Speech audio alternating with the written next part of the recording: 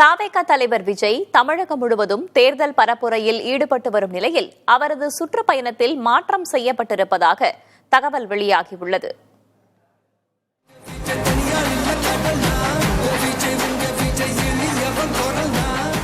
தமிழக வெற்றிக் கழகத்தின் தலைவர் விஜய் கடந்த 13ஆம் தேதி திருச்சி, அரியலூரில் இருந்து தனது தேர்தல் பரப்புரையை தொடங்கினார். நாகை, திருவாரூர் மாவட்டங்களில் கடந்த சனிக்கிழமை அவர் 2ஆம் கட்ட தேர்தல் பரப்புரையில் ஈடுபட்டார். இந்நிலையில் வரும் 27ஆம் தேதி விஜய் கரூர், நாமக்கல் மாவட்டங்களில் பரப்புரை மேற்கொள்ளவிருப்பதாக தாவேகா தலைமை தெரிவித்திருந்தது. முன்னதாக இதே தேதிகளில் அவர் வடசென்னை, திருவள்ளூர் மாவட்டங்களில் பரப்புரை மேற்கொள்ளும் வகையில் பயண திட்டம் அமைக்கப்பட்டிருந்தது. அதேபோன்று அக்டோபர் மாதம் 4, 5 ஆகிய தேதிகளில் அவர் கோவை, நீலகிரி, திருப்பூர், ஈரோடு ஆகிய 4 மாவட்டங்களில் பரப்புரை செல்லவிருப்பதாக தெரிவிக்கப்பட்டிருந்தது. ஆனால் தற்போது அதில் மாற்றம் செய்யப்பட்டு அதே தேதிகளில் விஜய் வேலூர், ராணிப்பேட்டை மாவட்டங்களில் தேர்தல் பரப்புரையில் ஈடுபடுவார் என்று தகவல் வெளியாகியுள்ளது. மேலும் அதற்கான காவல்துறை அனுமதியை பெறுவது உள்ளிட்ட பணிகளை தாவேகா நிர்வாகிகள் தொடங்கியிருப்பதாகவும் கூறப்படுகிறது.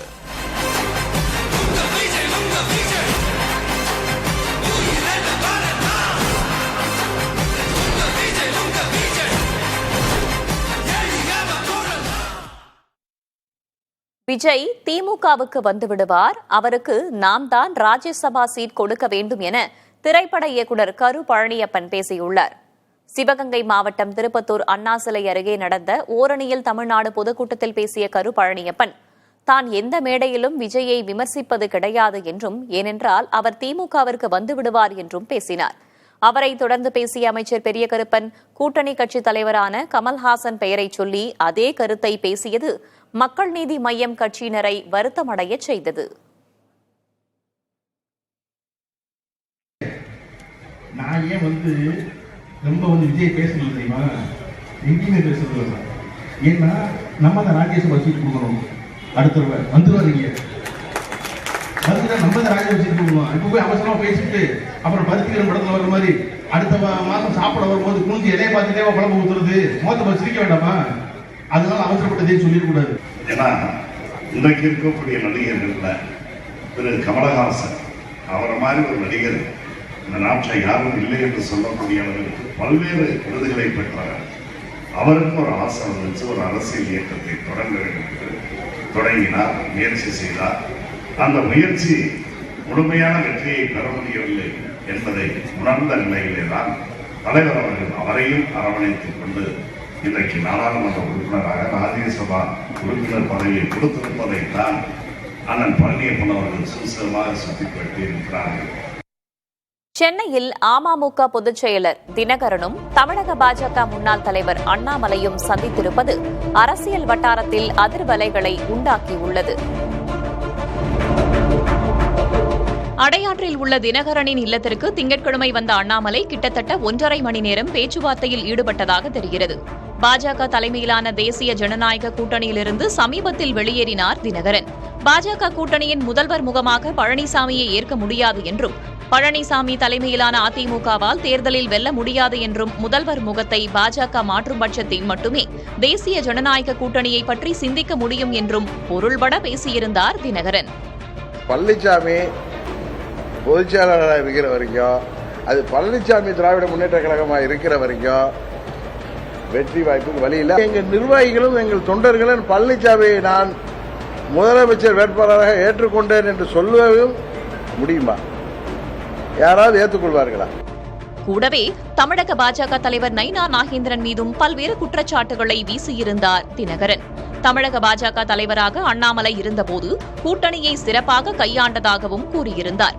அதேபோல முன்னாள் முதல்வர் பன்னீர்செல்வம், தினகரன் இருவரும் பாஜக கூட்டணியிலிருந்து வெளியேறியது முதலாக அவர்களுடன் பேசி வருவதாகவும், மீண்டும் பாஜக கூட்டணிக்குள் கொண்டுவர முயற்சிப்பதாகவும் கூறி வந்தார் அண்ணாமலை.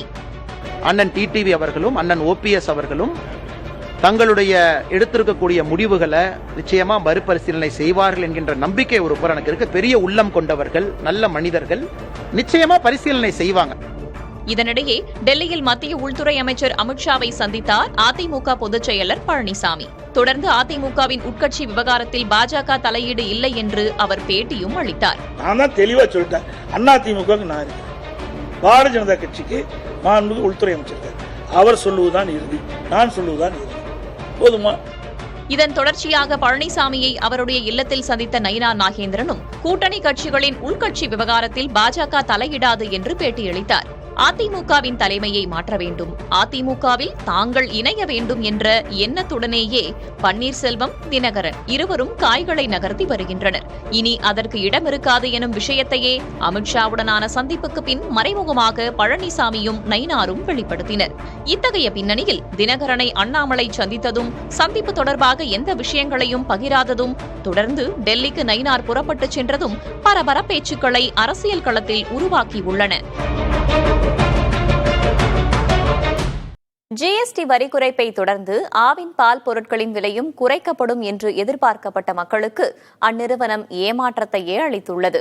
எனினும் பண்டிகை காலத்தையொட்டி சில பொருட்களுக்கு விலை சலுகையை ஆவின் நிறுவனம் அறிவித்துள்ளது.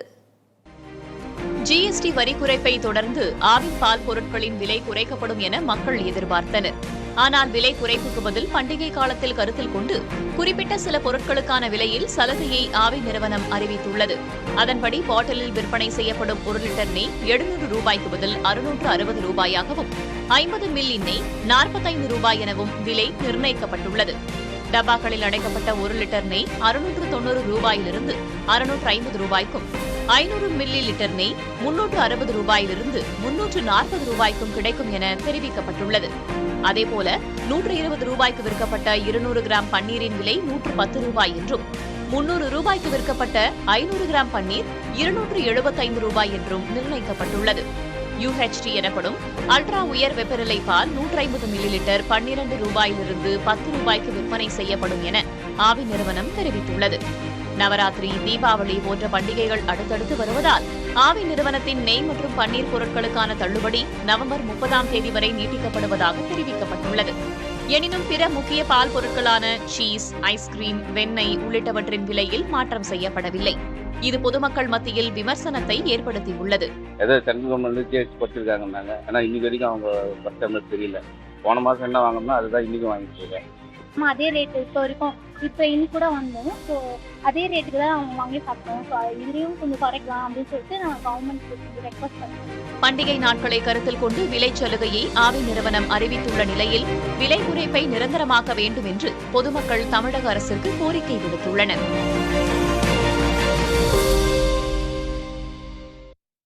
பொதுமக்களின் நலனை கருத்தில் கொண்டு ஆவின் நிறுவனம் பால் பொருட்களின் விலையை குறைக்க வேண்டும் என்று தமிழ்நாடு பால் முகவர்கள் தொழிலாளர்கள் நலச்சங்க தலைவர் பொன்னுசாமி வலியுறுத்தியுள்ளார். அதாவது ஜிஎஸ்டி வரி குறைச்சதே அதனுடைய பலன் பொதுமக்களுக்கு போய் சேரணுன்றதுக்காக தான் மத்திய அரசு குறைச்சிருக்காங்க. ஆனால் மாநில அரசுடைய கூட்டுறவு பால் நிறுவனம் நேரடியாக விலையை குறைக்காம 2 மாதத்துக்கு மட்டும் தள்ளுபடின்னு சொல்கிறாங்க, அதுவும் நெய்க்கு மட்டும். அப்போ இது பொதுமக்களை மட்டுமல்ல, மத்திய அரசு ஜிஎஸ்டி கவுன்சிலையும் ஏமாற்றக்கூடிய செயலாக தான் இதை நாங்கள் பார்க்குறோம். ஆவின் நிர்வாகம் இந்த ஜிஎஸ்டி வரி விதிப்பை குறைக்க தவறுமானால் ஜிஎஸ்டி கவுன்சிலும் மத்திய அரசும் ஆவின் நிர்வாகத்தின் மீது கடுமையான நடவடிக்கை எடுக்க வேண்டும் என்கின்ற கோரிக்கையை வலியுறுத்தி கேட்டுக்கிறோம். ஜிஎஸ்டி வரி குறைப்பை தொடர்ந்து கேரளா, கர்நாடகா, புதுச்சேரி ஆகிய மாநிலங்களின் அரசு பால் கூட்டுறவு நிறுவனங்களின் பால் பொருட்களுக்கும் விலை குறைக்கப்பட்டுள்ளது. ஜிஎஸ்டி வரி குறைப்பு அமலுக்கு வந்துள்ள நிலையில் கர்நாடகாவின் கூட்டுறவு பால் கூட்டமைப்பின் தயாரிப்பான நந்தினி பால் பொருட்களின் விலையை கணிசமாக குறைத்துள்ளது. அதன்படி 1 லிட்டர் நெய் 650 ரூபாயிலிருந்து 610 ரூபாயாக குறைக்கப்பட்டுள்ளது. 500 மில்லி லிட்டர் வெண்ணெய் விலை 286 ரூபாயாகவும், 1 கிலோ பன்னீர் 408 ரூபாயாகவும், மதிப்பு கூடிய குட் லைஃப் பால் 1 லிட்டர் 68 ரூபாயாகவும் விலை நிர்ணயம் செய்யப்பட்டுள்ளது. அதேபோல சீஸ், ஐஸ்கிரீம் உள்ளிட்ட பால் பொருட்களின் விலையையும் நந்தினி நிறுவனம் குறைத்துள்ளது. கேரள கூட்டுறவு பால் சந்தைப்படுத்தல் கூட்டமைப்பான மில்மாவும் பால் பொருட்களின் விலையை குறைத்துள்ளது. அதன்படி நெய், வெண்ணெய், பன்னீர், ஐஸ்கிரீம் உள்ளிட்ட சுமார் 100க்கும் மேற்பட்ட பொருட்களின் விலை குறைக்கப்பட்டுள்ளது. வரும் நாட்களில் திருத்தி அமைக்கப்பட்ட விலை பட்டியல் வெளியிடப்படும் என்று மில்மா நிறுவனம் அறிவித்துள்ளது. புதுச்சேரி பாண்லே நிறுவனமும் நெய், பன்னீர், ஐஸ்கிரீம் உள்ளிட்ட 60 பால் பொருட்களின் விலையை குறைத்துள்ளது. 1 லிட்டர் நெய் 655 ரூபாய்க்கும், 1 கிலோ பட்டர் 533 ரூபாய்க்கும், 1 கிலோ பன்னீர் 400 ரூபாய்க்கும் விற்பனை செய்யப்படும் என்று தெரிவிக்கப்பட்டுள்ளது.